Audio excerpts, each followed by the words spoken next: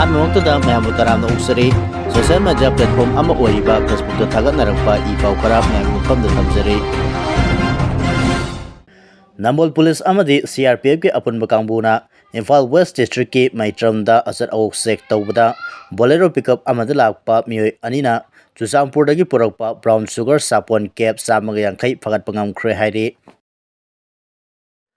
ꯃꯅꯤꯄꯨꯔꯒꯤ census April 1ꯗꯒꯤ ꯍꯧꯒꯅꯤ ꯍꯥꯏꯅ ꯇꯧꯔꯝꯕ ꯑꯗꯨ ꯁꯦꯞꯇꯦꯝꯕꯔ 1ꯗꯒꯤ 30 ꯐꯥꯎꯕ ꯄꯥꯡꯊꯣꯛꯅꯕ ꯅꯣꯇꯤꯁ ꯊꯣꯛꯈ꯭ꯔꯦ꯫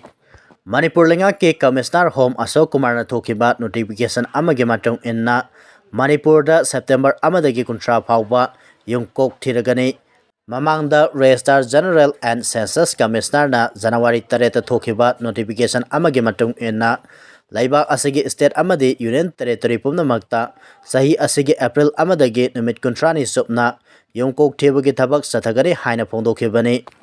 ꯍꯣꯝ ꯀꯃꯤꯁꯅꯔꯅ ꯅꯧꯅ ꯊꯣꯔꯛꯈꯤꯕ ꯅꯣꯇꯤꯐꯤꯀꯦꯁꯟ ꯑꯁꯤꯒꯤ ꯃꯇꯨꯡ ꯏꯟꯅ ꯃꯃꯥꯡꯗ ꯔꯦꯖꯤꯁꯇ꯭ꯔꯥꯔ ꯖꯦꯅꯔꯦꯜ ꯑꯦꯟড ꯁꯦꯟꯁꯁ ꯀꯃꯤꯁꯅꯔꯅ ꯊꯣꯛꯈꯤꯕ ꯅꯣꯇꯤꯐꯤꯀꯦꯁꯟ ꯑꯗꯨ ꯆꯠꯅꯔꯣꯏ꯫ ꯆꯍꯤ ꯑꯁꯤꯒꯤ ꯁꯦꯞꯇꯦꯝꯕꯔ 1ꯗꯒꯤ ꯍꯧꯔꯒ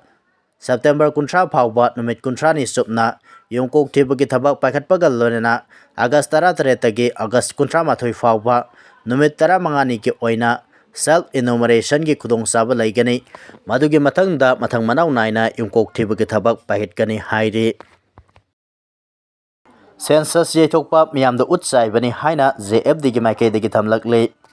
ꯍꯧꯖꯤꯛ ꯂꯩꯔꯤꯕ ꯂꯩꯉꯥꯛ ꯑꯁꯤ ꯃꯤꯌꯥꯝꯒ ꯁꯝꯅꯗꯕ ꯂꯩꯉꯥꯛ ꯑꯣꯏꯔꯤ꯫ ꯑꯦꯄ꯭ꯔꯤꯜ 1ꯗꯒꯤ ꯍꯧꯒꯗꯧꯔꯤꯕ ꯌꯨꯝꯀꯣꯛ ꯊꯤꯕ ꯌꯩꯊꯣꯛꯂꯦ ꯍꯥꯏꯗꯨꯅ ꯃꯤꯌꯥꯝꯗ ꯎꯠ ꯆꯥꯏꯗꯨꯅ ꯑꯅꯧꯕ ꯒꯦꯖꯦꯠ ꯂꯣꯟꯅ ꯊꯣꯛꯇꯨꯅ ꯌꯨꯝꯀꯣꯛ ꯊꯤꯕꯒꯤ ꯊꯕꯛ ꯁꯦꯞꯇꯦꯝꯕꯔ ꯊꯥꯗꯒꯤ ꯍꯧꯅꯕ ꯁꯦꯝ ꯁꯥꯗꯨꯅ ꯂꯩꯔꯝꯕꯕꯨ ꯀꯦꯝꯄꯦꯟ ꯐꯣꯔ ꯖꯁ ꯑꯦꯟड ꯐꯦꯌꯔ ꯗꯤꯂꯤꯃꯤꯇꯦꯁꯟ JFDꯒꯤ ꯃꯥꯏꯀꯩꯗꯒꯤ ꯄꯦꯟꯗꯕ ꯐꯣꯡꯗꯣꯔꯛꯂꯤ꯫ JFDꯒꯤ ꯀꯟꯚꯦꯅꯔ ꯖꯤꯇꯦꯟꯗ꯭ꯔ ꯅꯤꯉꯣꯝꯕꯅ ꯍꯥꯏ ꯍꯟꯗꯛꯀꯤ ꯁꯦꯟꯁꯁ ꯑꯁꯤ ꯃꯅꯤꯄꯨꯔꯒꯤ ꯑꯣꯏꯅ ꯑꯔꯥꯏꯕ ꯑꯣꯏꯗꯕꯅꯤꯅ ꯑꯩꯈꯣꯏ ꯄꯨꯝꯅꯃꯛꯅ ꯀꯔꯝꯅ ꯃꯁꯤꯕꯨ ꯊꯦꯡꯅꯒꯗꯒꯦ ꯑꯃꯁꯨꯡ ꯀꯔꯤ ꯇꯧꯒꯗꯒꯦ ꯍꯥꯏꯕꯗꯨ ꯊꯥ ꯑꯁꯤꯒꯤ 19ꯗ ꯃꯤꯌꯥꯝꯒꯤ ꯃꯤꯐꯝ ꯑꯃ ꯐꯝꯂꯒ ꯈꯟꯅꯒꯅꯤ꯫ ꯃꯤꯐꯝ ꯑꯗꯨꯗ ꯋꯥꯔꯦꯞ ꯑꯃꯁꯨ ꯂꯧꯒꯅꯤ꯫ ꯋꯥꯔꯦꯞ ꯑꯗꯨꯒꯤ ꯃꯇꯨꯡ ꯏꯟꯅ ꯑꯩꯈꯣꯏ ꯄꯨꯝꯅꯃꯛꯅ ꯊꯕꯛ ꯇꯧꯃꯤꯟꯅꯒꯅꯤ ꯍꯥꯏꯅ ꯐꯣꯡꯗꯣꯛꯈꯤ꯫ JFDꯒꯤ ꯈꯣꯡꯖꯪ ꯑꯔꯥꯝꯕꯥꯏ ꯇꯦꯡꯒꯣꯜꯒꯤ ꯊꯧꯃꯤꯁꯤꯡꯅ ꯃꯄꯨꯡ ꯐꯥꯅ ꯁꯧꯒꯠꯀꯅꯤ꯫ ꯂꯝꯗꯝꯁꯤꯗ NRC ꯄꯥꯡꯊꯣꯛꯇꯨꯅ ꯃꯤꯇꯣꯞ ꯃꯤꯌꯥꯟꯆꯥꯁꯤꯡ ꯈꯟꯗꯣꯛꯇ꯭ꯔꯤꯕ ꯐꯥꯎꯕ ꯁꯦꯟꯁꯁ ꯄꯥꯡꯊꯣꯛꯄ ꯌꯥꯔꯣꯏ ꯍꯥꯏꯅ ꯀꯦꯝꯄꯦꯟ ꯐꯣꯔ ꯖꯁ ꯑꯦꯟड ꯐꯦꯌꯔ ꯗꯤꯂꯤꯃꯤꯇꯦꯁꯟꯅ ꯆꯪꯁꯤꯜꯂꯤꯕ ꯈꯣꯡꯖꯪ ꯑꯁꯤꯗ ꯑꯔꯥꯝꯕꯥꯏ ꯇꯦꯡꯒꯣꯜꯒꯤ ꯊꯧꯃꯤ 1,01.92ꯅ ꯃꯄꯨꯡ ꯐꯥꯅ ꯁꯧꯒꯠꯀꯅꯤ ꯍꯥꯏꯅ ꯑꯔꯥꯝꯕꯥꯏ ꯇꯦꯡꯒꯣꯜꯒꯤ group headquarter commissioner CMT Waikhom ꯃꯨꯅꯤꯟꯗ꯭ꯔꯣꯅ ꯐꯣꯡꯗꯣꯛꯈ꯭ꯔꯦ꯫ JFDꯅ ꯁꯦꯟꯁꯁꯀꯤ ꯃꯥꯌꯣꯛꯇ ꯆꯪꯁꯤꯜꯂꯛꯂꯤꯕ ꯈꯣꯡꯖꯪꯒ ꯃꯔꯤ ꯂꯩꯅꯅ ꯃꯤꯌꯥꯝꯗ ꯂꯦꯞꯇꯅ ꯑꯦꯋꯥꯔꯅꯦꯁ ꯄꯤꯕꯒꯤ ꯁꯔꯨꯛ ꯑꯃ ꯑꯣꯏꯅ ꯉꯁꯤ ꯀ꯭ꯋꯥꯀꯩꯊꯦꯜ ꯊꯣꯛꯆꯣꯝ ꯂꯩꯀꯥꯏꯒꯤ ꯀꯝꯃ꯭ꯌꯨꯅꯤꯇꯤ ꯍꯣꯜꯗ ꯄꯥꯡꯊꯣꯛꯈꯤꯕ ꯃꯤꯌꯥꯝ ꯄꯨꯟꯅ ꯈꯟꯅ ꯅꯩꯅꯕꯒꯤ ꯊꯧꯔꯝꯗ ꯋꯥꯏꯈꯣꯝ ꯃꯨꯅꯤꯟꯗ꯭ꯔꯣꯅ ꯋꯥꯐꯝ ꯑꯁꯤ ꯐꯣꯡꯗꯣꯛꯂꯗꯨꯅ ꯃꯈꯥ ꯇꯥꯅ ꯍꯥꯏꯈꯤꯕꯗ ꯑꯔꯥꯝꯕꯥꯏ ꯇꯦꯡꯒꯣꯜ ꯑꯁꯤ ꯂꯝꯗꯝ ꯑꯁꯤꯗ ꯂꯩꯔꯤꯕ ꯇꯣꯉꯥꯟ ꯇꯣꯉꯥꯟꯕ ꯐꯨꯔꯨꯞꯁꯤꯡꯒꯤ ꯂꯥꯏꯅꯤꯡ ꯂꯥꯏꯁꯣꯜ ꯑꯃꯗꯤ ꯐꯨꯔꯨꯞꯀꯤ ꯏꯀꯥꯏ ꯈꯨꯝꯅꯕ ꯀꯟꯅꯕꯒꯤꯗꯃꯛꯇ ꯂꯦꯡꯗ꯭ꯔꯕ ꯆꯞ ꯆꯥꯕ ꯐꯤꯔꯦꯞ ꯂꯩꯔꯤ꯫ ꯂꯣꯏꯅꯅ ꯍꯤꯔꯝ ꯑꯁꯤꯒ ꯃꯔꯤ ꯂꯩꯅꯅ ꯂꯦꯞꯇꯅ ꯊꯕꯛ ꯀꯌꯥꯁꯨ ꯄꯥꯏꯈꯠꯂꯤ꯫ ꯃꯔꯝ ꯑꯗꯨꯅ ꯑꯔꯥꯝꯕꯥꯏ ꯇꯦꯡꯒꯣꯜꯅ JFDꯒꯤ ꯈꯣꯡꯖꯪ ꯑꯁꯤ ꯃꯄꯨꯡ ꯐꯥꯅ ꯁꯧꯒꯠꯀꯅꯤ꯫ ꯂꯝꯗꯝꯁꯤꯗ ꯂꯩꯔꯤꯕ ꯃꯤꯇꯣꯞꯁꯤꯡ ꯑꯁꯤ ꯈꯟꯗꯣꯛꯇꯅ ꯁꯦꯟꯁꯁ ꯄꯥꯡꯊꯣꯛꯈꯤꯕ ꯇꯥꯔꯕꯗꯤ ꯃꯤꯇꯣꯞ ꯀꯌꯥ ꯑꯃ ꯏꯟꯗꯤꯌꯥꯟ ꯁꯤꯇꯤꯖꯟ ꯑꯣꯏꯈꯤꯗꯨꯅ ꯃꯤꯈꯜꯗ ꯃꯈꯣꯏꯅ ꯃꯤꯔꯦꯞ ꯑꯣꯏꯕꯗꯒꯤ ꯍꯦꯟꯗꯣꯛꯇꯨꯅ ꯆꯤꯐ ꯃꯤꯅꯤꯁꯇꯔꯒꯤ ꯐꯝ ꯐꯥꯎꯕ ꯄꯥꯏꯈꯤꯕ ꯌꯥꯏ ꯍꯥꯏꯅ ꯐꯣꯡꯗꯣꯛꯈꯤ꯫ ꯃꯤꯇꯣꯞꯅ ꯌꯥꯅꯕ ꯍꯣꯠꯅꯔꯤꯉꯩ ꯆꯧꯀ꯭ꯔꯤ ꯀꯣꯟꯅꯕ ꯍꯣꯠꯅꯔꯤꯉꯩ ꯑꯩꯈꯣꯏꯒꯤ ꯏꯔꯩꯆꯥꯁꯤꯡ ꯃꯨꯠꯈ꯭ꯔꯕꯁꯨ ꯌꯥꯏ ꯍꯥꯏꯕꯒꯤ ꯃꯑꯣꯡꯗ ꯂꯨꯆꯤꯡꯕꯁꯤꯡꯅ ꯊꯕꯛ ꯇꯧꯔꯛꯂꯕꯗꯤ ꯃꯅꯤꯄꯨꯔ ꯃꯩ ꯍꯧꯅ ꯆꯥꯛꯂꯛꯄꯁꯨ ꯌꯥꯏ ꯍꯥꯏꯅ ꯑꯦꯝꯁꯨꯒꯤ HRD ꯁꯦꯀ꯭ꯔꯦꯇꯔꯤ ꯅꯤꯡꯊꯧꯖꯝ ꯁꯟꯇꯣꯁꯅ ꯐꯣꯡꯗꯣꯛꯈ꯭ꯔꯦ꯫ ꯑꯦꯝꯁꯨꯅ realise to save the indigenous peoples of Manipur ꯍꯥꯏꯕ ꯍꯤꯔꯝꯗ ꯆꯠꯊꯔꯛꯂꯤꯕ 73ꯁꯨꯕ ꯃꯤꯀꯞ ꯊꯣꯛꯄ ꯊꯥꯕꯝ ꯊꯧꯔꯝꯒꯤ ꯑꯦꯀꯥꯗꯦꯃꯤꯛ ꯀꯦꯝꯄꯦꯟꯒꯤ ꯁꯔꯨꯛ ꯑꯃ ꯑꯣꯏꯅ ꯉꯁꯤꯁꯨ Sacred Heart higher secondary school ꯑꯃꯁꯨꯡ ꯁꯤꯅꯥ ꯄ꯭ꯔꯥꯏꯝ ꯔꯣꯁ ꯏꯪꯂꯤꯁ ꯁ꯭ꯀꯨꯜꯗ ꯄꯥꯡꯊꯣꯛꯈꯤꯕ ꯀꯦꯝꯄꯦꯟꯒ ꯃꯔꯤ ꯂꯩꯅꯅ ꯅꯤꯡꯊꯧꯖꯝ ꯁꯟꯇꯣꯁꯅ ꯋꯥꯐꯝ ꯑꯁꯤ ꯐꯣꯡꯗꯣꯛꯈꯤꯕꯅꯤ꯫ ꯃꯍꯥꯛꯅ ꯃꯈꯥ ꯇꯥꯅ ꯍꯥꯏꯈꯤꯕꯗ ꯑꯩꯈꯣꯏꯒꯤ ꯂꯨꯆꯤꯡꯕꯁꯤꯡꯅ ꯃꯤꯒꯤ ꯃꯈꯣꯡ ꯀꯣꯟꯕ ꯃꯤꯒꯤ ꯋꯥ ꯇꯥꯗ꯭ꯔꯕꯗꯤ ꯊꯕꯛ ꯇꯧꯕ ꯉꯝꯗꯕ ꯃꯥꯟꯕꯒꯤ ꯆꯠꯅꯕꯤ ꯑꯃ ꯂꯩꯔꯛꯂꯤꯕ ꯑꯁꯤ ꯃꯇꯝ ꯂꯩꯔꯤꯉꯩ ꯃꯤꯀꯞ ꯊꯣꯛꯄꯤꯌꯨ꯫ ꯏꯄꯥ ꯏꯄꯨꯁꯤꯡꯅ ꯂꯤꯆꯥꯡ ꯁꯤꯠꯅ ꯉꯥꯛꯇꯨꯅ ꯊꯝꯕꯤꯔꯝꯕ ꯃꯅꯤꯄꯨꯔ ꯉꯁꯤꯗꯤ ꯑꯋꯣꯠ ꯑꯄꯥ ꯍꯩꯄꯥ ꯁꯥꯕ ꯃꯤꯄꯥꯜ ꯇꯥꯡꯕꯒꯤ ꯋꯥꯈꯜꯂꯣꯟ ꯆꯦꯜꯂꯛꯄ ꯀꯌꯥ ꯑꯁꯤꯅ ꯃꯅꯤꯄꯨꯔ ꯀꯥꯏꯅꯕꯒꯤ ꯐꯤꯚꯝ ꯑꯃꯗ ꯂꯥꯛꯂꯦ꯫ ꯃꯤꯇꯣꯞꯅ ꯂꯩꯉꯥꯛ ꯁꯨꯛꯂꯤ ꯄꯥꯏꯔꯛꯂꯒꯗꯤ ꯃꯤꯌꯥꯝꯒꯤ ꯑꯄꯥꯝꯕꯒꯤ ꯃꯥꯌꯣꯛꯇ ꯊꯕꯛ ꯇꯧꯔꯛꯄ ꯍꯥꯏꯕꯁꯤ ꯃꯁꯥꯅ ꯇꯥꯕꯅꯤ꯫ ꯑꯁꯤꯒꯨꯝꯕ ꯆꯠꯅꯕꯤ ꯑꯁꯤ ꯁꯦꯝꯗꯣꯛꯇꯅ ꯏꯁꯥꯒꯤ ꯈꯨꯗꯣꯡꯆꯥꯅꯕ ꯈꯛꯀꯤ ꯌꯦꯡꯂꯒ ꯊꯕꯛ ꯇꯧꯔꯛꯂꯒꯗꯤ ꯈꯥꯡꯗꯨꯅ ꯂꯩꯔꯝꯕ ꯃꯤꯌꯥꯝ ꯑꯁꯤꯅ ꯅꯣꯡꯃ ꯅꯠꯇ꯭ꯔꯒ ꯅꯣꯡꯃꯗꯤ ꯑꯆꯥꯎꯕꯒꯤ ꯄꯟꯈꯩ ꯂꯥꯟꯈꯤꯗꯨꯅ ꯑꯆꯧꯕ ꯏꯍꯧ ꯑꯃ ꯂꯥꯛꯄ ꯌꯥꯏ꯫ Madu thoktringay miyamna pamlibase karino haibado khangna thabak tawbiyo haikhe.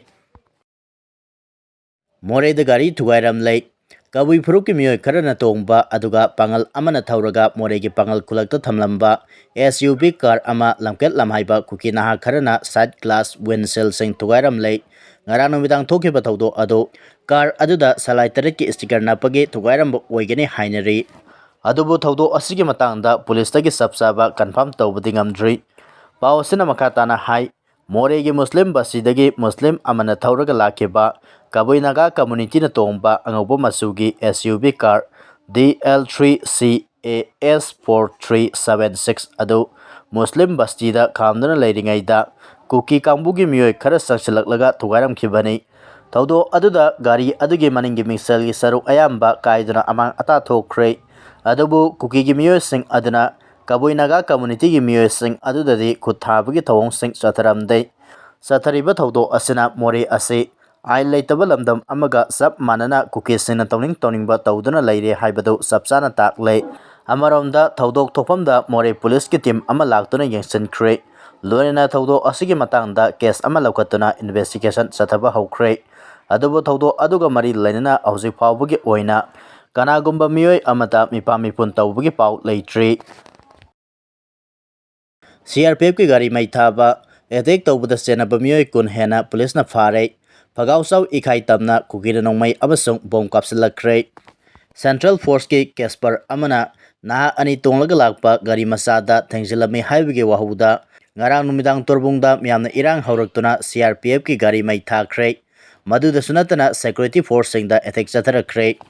numit ek tabaga ngana sanaba yadaba naha kyana khulingduna leiriba Chusampur district headquarter da numit khudingi irang tokli Irang thonba yaba wangangi haibagidamak podre gangte kauba miyoi amagi matakta FIR laukhatpiyo haina lunmi langgangte kauba amana Chusampur police station da FIR thangalakhe FIR adugi matung inna ngasi phawbada miyoi kun hena phakre amaromda ngarang numidang pung 13 minute ni purom tarakpa adwaida kuki terrorist singna phagausau ikai tamna nomai round kaya kapsilakre